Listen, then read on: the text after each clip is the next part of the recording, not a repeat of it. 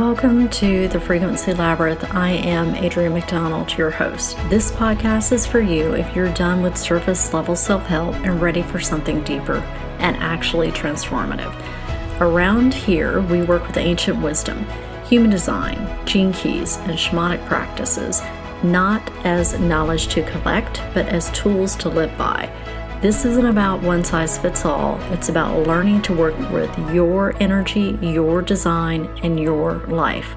This is about integration and embodiment. We go deep here with ancient wisdom, practical integration, so that you can develop ironclad self-trust. Let's get into it.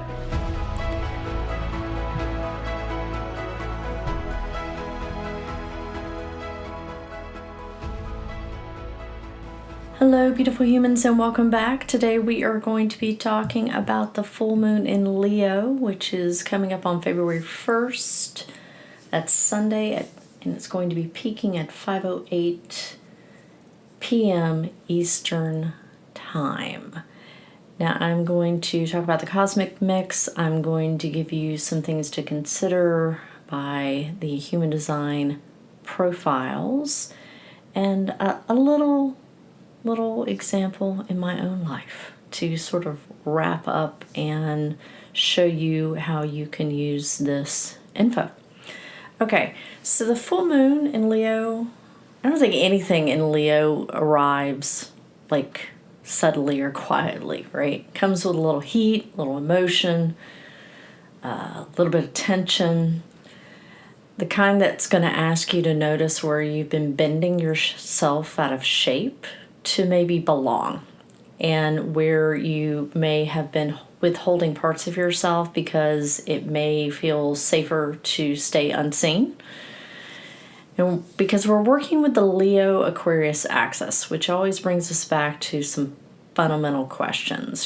Who am I when I'm not performing for the group? And who am I when I'm not hiding it from it either? And let's look at the lunation from the human design gates. As the sun is already moving through gate 19, the gate of wanting, which is sensitivity and need and attunement to what's missing, and the sometimes uncomfortable truth about dependency, because the shadow is codependency here. And the moon is illuminating gate 33. It's not in the same gate as the sun, this particular lunation cycle. It's in the gate of privacy, which is retreat, reflection, and ultimately revelation. So this full moon isn't about dramatic declarations for the sake of being seen. It's a full moon that's about being a little bit more reflective, honoring your needs without collapsing into codependence, and choosing when and how you're seen rather than sacrificing yourself for approval. So gate 19 is the pressure of need. It lives in the root center. It's not necessarily mental pressure. It's more like you feel it in your body, somatic pressure. The pressure of need, the pressure of wanting closeness, of safety, reciprocity, resonance. It's not just like a personal psychology thing. It's like an ancient survival wiring. This is your body knowing what it needs before your mind catches up type of vibe. This is the ancestral memory of what happens when the tribe fractures. It's when resources disappear, when connection breaks down. And at its shadow frequency, the gate collapses into codependence. But understand, codependence is a corruption of something that might have been sacred at one time. When we think about the ancient times of tribal interdependence, we are supposed to need each other. The problem is when that need becomes distorted by scarcity or fear of abandonment, by the modern isolation structure that tells us that we should be able to do everything alone. Hello, hyper-independence. And Gate 19 starts scanning the environment, people, places, relationship, and asking, okay, what do I need so I don't lose this? What do I need to to become, to stay connected, to belong? What parts of myself are negotiable? And now place that sensitivity near a Leo full moon. Leo wants expression, visibility, authentic presence, and gate 19's like, but at what cost? And that's where a lot of people get tripped up, right? If you're operating in the shadow, because Leo energy can feel like I need to be seen, but gate 19's like, do I feel safe being seen as I am, and with my needs intact? And this full moon is exposing about where wanting approval has quietly turned into self-sacrifice. Not just in the obvious ways, but in the subtle ones too. Like the half-truths, the emotional self-editing, the instinct to, soften a bit without maybe even anybody asking you to. So let's bring in the moon. And the moon is activating gate 33, the gate of privacy. And this gate is about understanding something that modern culture has mostly forgotten. Not everything is meant to be shared in real time. I know putting everything on social media is so popular, but really, do you have to? Do you need to? Gate 33 needs retreat. And this is not about avoidance. It's like processing and digesting things. This is almost like a shamanic descent. It's going underground into the cave, into the inner world to retrieve something that can't be accessed in the noise and chaos of everyday life. In shamanic traditions, there's a certain kind of understanding that certain wisdom has to be incubated in the dark before it's ready to be brought into the light. You don't come back from the underworld and immediately start narrating what you saw. You sit with it. You let it settle into your bones. You let the experience transform you before you go out and try to translate it for other people. Or at least you should. Now, gate 33 needs space to reflect and metabolize experience and decide what actually holds wisdom before turning it into any sort of narrative. Not all knowledge is meant to be shared immediately.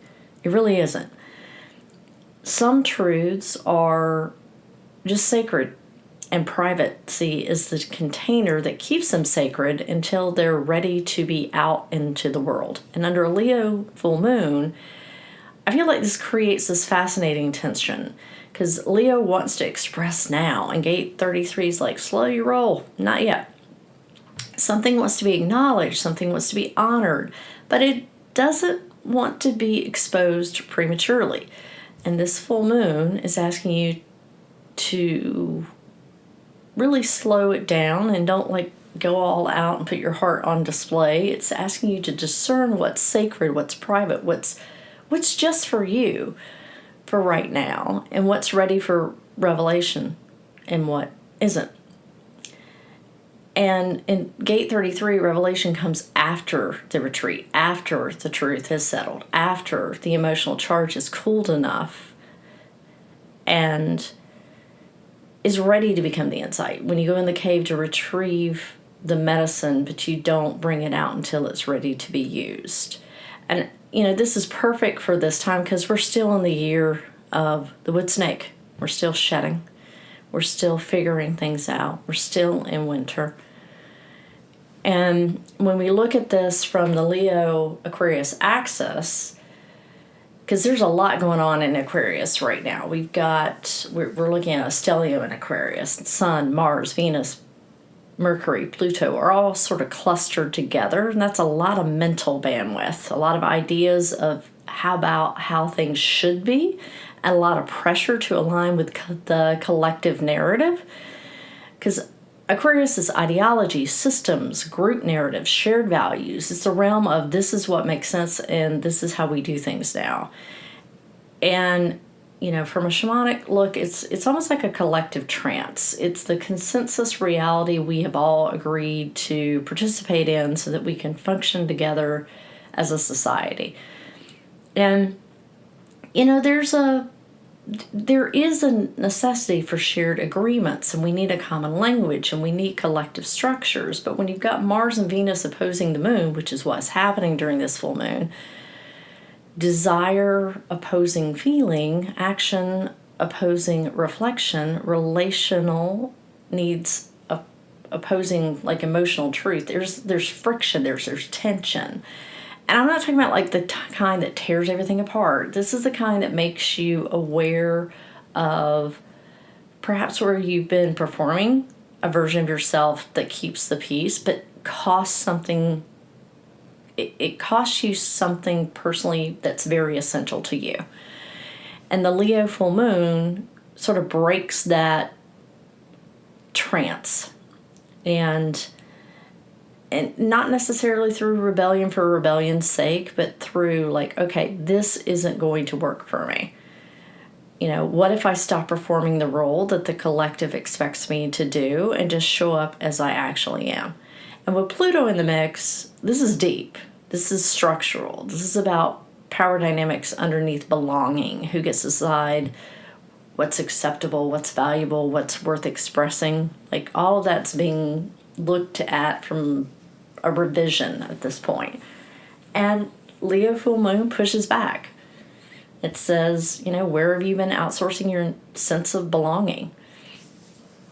Where have you traded your inner truth for group acceptance, coherence? And conversely, like where have you rejected connection because you're afraid it's going to require some sort of level of sacrifice that you're not sure you're ready to do? And Gate 19 reminds us that belonging is a legitimate need. Gate 33 reminds us that intimacy requires boundaries sometimes.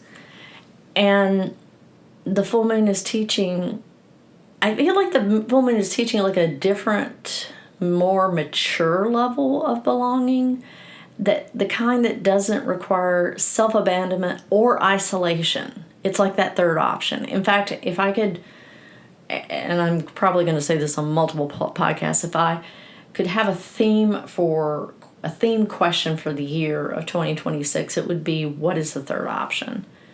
Like when you, because I feel like there's so much polarization going on in so many different areas and so much like black or white thinking, that even if we choose one of A option or B option, even if we do the work to consider what is the third option, that's going to give us a different perspective. And with Mars and Venus opposing the moon, there is a real possibility of feeling internally split. Emotionally, something feels urgent. Mentally, there's a temptation to sort of analyze it away. Relationally speaking, there may be friction between what you need and what others expect. And then there's Uranus and Taurus squaring Mercury and Venus and Aquarius, and that's disruption. It's disruption meeting communication and relationship. This is like lightning strike energy, sudden realizations about maybe what you've been tolerating, sudden clarity about what you actually value versus what you've been told you value. And, you know, in shamanic traditions, awakening rarely comes through comfort. It comes through disruption. It comes through the lightning bolt that cracks open what, you know, feels previously like stone, through initiation that forces you to see what you've been avoiding. Uranus is that spirit, the one that breaks open those structures that have become too rigid, the relationships that have been, you know, maybe they're performative, maybe you're just phoning it in, maybe it's just like, this is not working anymore. Values that were inherited rather than chosen. But Uranus is also forming a sextile with Saturn in Pisces and Neptune in Aries. So there's this support for integrating these insights without having to blow up your damn life. You really don't have to blow up your life. Maybe you have to blow up your life, but probably not. Just slow your roll a bit. Saturn offers structure. Neptune offers vision. There's a pathway forward that honors both, perhaps the revelation and the reality. And especially like right now, this return to this inner wisdom, you know, Gate 33 doesn't rush clarity. Gate 19 doesn't deny need. Together they say stay with yourself long enough so that you realize what the truth is for you. but also you don't have to justify whatever that is. And with Uranus stirring things up, you may notice sudden insights about relationships and values or patterns of compromise that you didn't even realize that you were maintaining. And again, this is not about dramatic breakups or impulsive declarations. It's just awareness. It's awareness. So I'm going to go over the 12 profiles about how this could be coming up. And, sort of an orientation point. Okay, so 1-3s, this full moon may stir up a deep tension about wanting certainty and needing space to process recent experience. Your investigative line wants to understand, to find foundation, to get solid ground, but your experimental third line has been in the field testing things out, bumping into things that haven't worked. Gate 19 heightens your sensitivity to your unmet needs, and you may be feeling the gap between what you thought would create security and what you're actually discovering that you need. And Gate 33 is asking you not to narrate the lesson before it's fully lived. Like, don't go out and shout it out yet.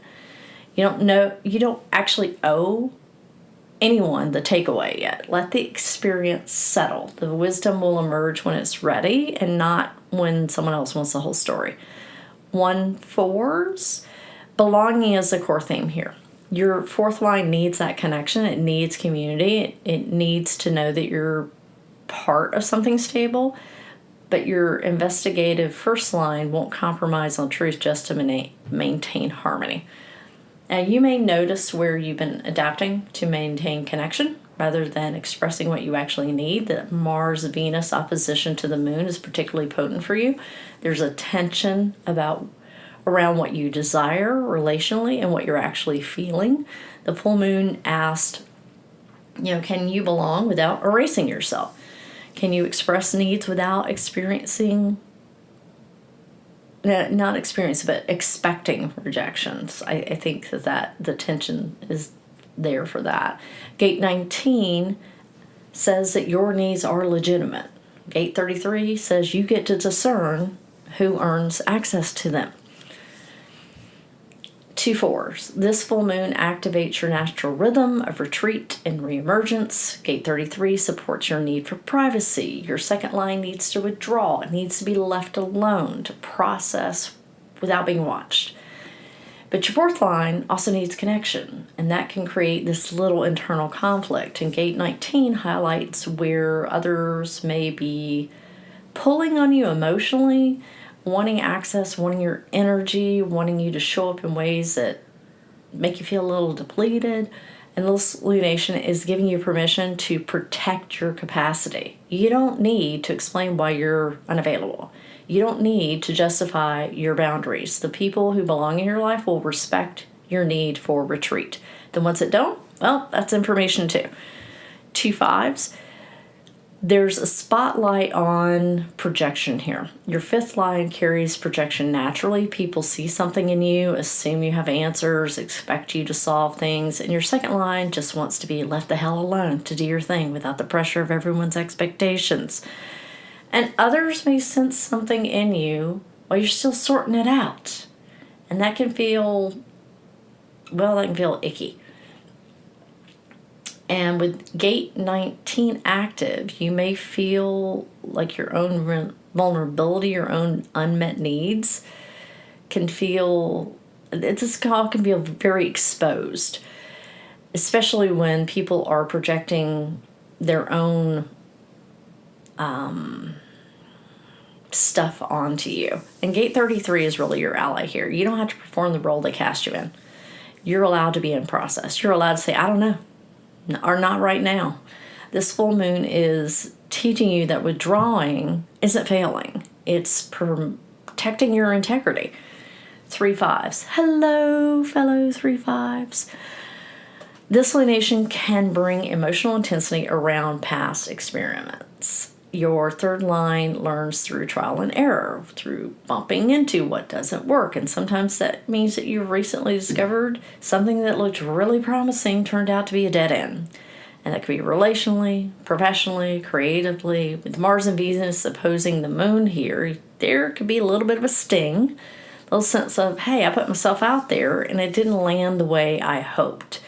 And your fifth line carries that additional layer of projection, people expecting something from you, and now that you're processing what happened versus what you thought would happen, or maybe what they thought would happen, that can feel a little vulnerable too. And gate 33 helps you step back and, okay, let's extract the wisdom here without like going downward spiral. You didn't fail, you gathered data.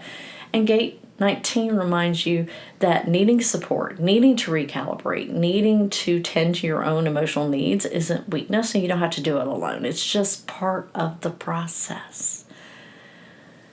The full moon says, take the lesson, release the shame. 3 sexes. This full moon highlights a transition from experience to perspective. Like if you're in your first phase of life, pre-30, you're in the thick of experimentation. Gate 19 may be amplifying where recent experiments have left you feeling a little exposed or perhaps a little uncertain. If you're in your second phase, you're on the roof, you're observing, you're integrating, you're gaining distance from the chaos of trial and error. And if you're in the third phase, which is after 50, you're stepping back into the engagement with some very hard-won wisdom. So wherever you are in the cycle, you may feel the urge to withdraw a little slightly so that, and it's not really out of anything else other than discernment. And gate 33 supports this. Not everything needs to be shared or explained. Some experiences just need to be metabolized privately before they become wisdom that you can share out. This full moon is teaching you that retreat isn't like resignation. It's part of the integration process. For 6s, community dynamics are front and center. Your fourth line is all about network, foundation, the people that you're connected to. And you're not casual about relationships. You're building something stable. You're building something that lasts. But your sixth line is carrying a certain objectivity, a capacity to see patterns other people miss. And you may feel tension about loyalty and authenticity right now. There's people in your network that expect you to show up in a certain way, maintain a certain role, hold a certain version of yourself. And gate 19 is making you aware of maybe what that's costing you, where you're managing other people's comfort at the expense of your own needs. And gate 33 says you don't really need to announce every realization, but you also don't need to keep performing a version of yourself that doesn't fit anymore. This full moon is asking, who would you be in your relationships if you stop managing how others see you? And for ones, this full moon can surface where beliefs around connections or belongings no longer heard. Like they aren't holding anymore. Your first line needs solid ground, needs to understand the structure, needs to know the rules. And your fourth line, building community, is based on shared foundation. But what happens when that foundation shifts? What happens when you really realize that beliefs or values that once held like your network together don't resonate anymore? And with Uranus squaring Mercury and Venus, there may be a sudden awareness and conversation that lands differently, a realization that you're having that you're like, this doesn't fit any longer. This foundation isn't solid any longer. Gate 19 brings up the need, and you may be realizing that you need something different than what your current community can provide. And gate 33 says take your time. You don't need to blow things up or make big announcements, but you also don't need to stay in misalignment to keep the peace. 5 ones. Others may be looking to you for answers right now as you're becoming more aware of your own unmet needs. Your fifth line carries that projection of the one who knows, the solver, the fixer. And your first line actually was that you do want to find the answer to figure it out and to get the bottom of it. But 19 is activating your awareness of your own vulnerability, your own needs for support and reciprocity and emotional safety. And that can feel a little destabilizing when people are expecting you to have all of it figured out already. But you're still investigating.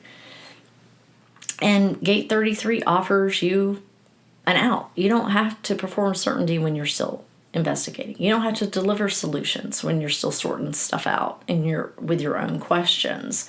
This full moon is teaching you that you being in process doesn't disqualify you from being valuable. And sometimes the most honest thing you can say is, hey, I don't know, I'm still working it out.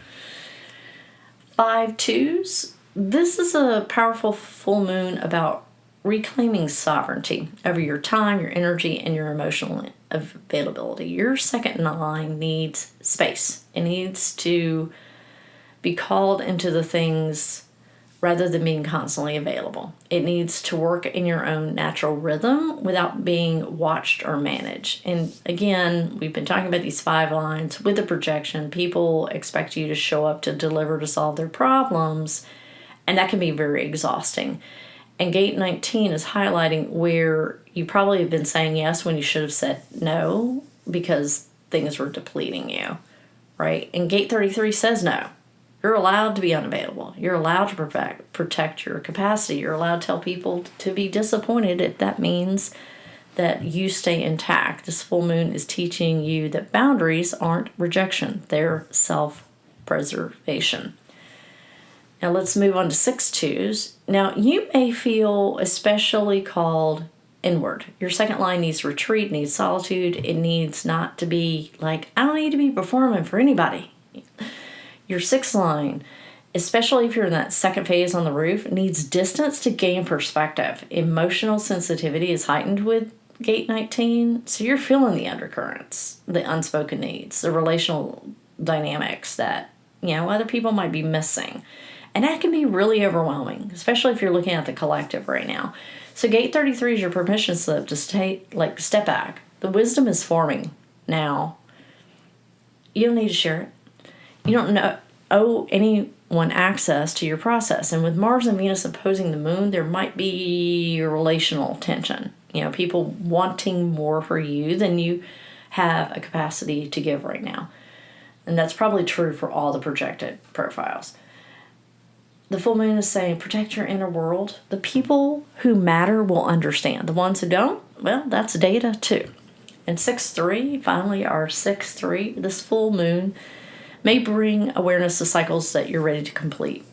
Particularly ones around emotional compromise or overgiving. Your 3rd line's been experimenting and testing and bumping into what works and what doesn't. Your 6th line, depending on where you are in your life cycle, is either in the thick of those experiments, observing from a distance, or integrating the lessons into wisdom. But regardless, gate 19 is showing you where you've been over-functioning in relationships. The ones that you've been managing people's emotions, managing their needs, making sure that everyone else is okay while your own needs go unmet. And gate 33 is enough with that. Enough with that. You don't have to keep doing this crap.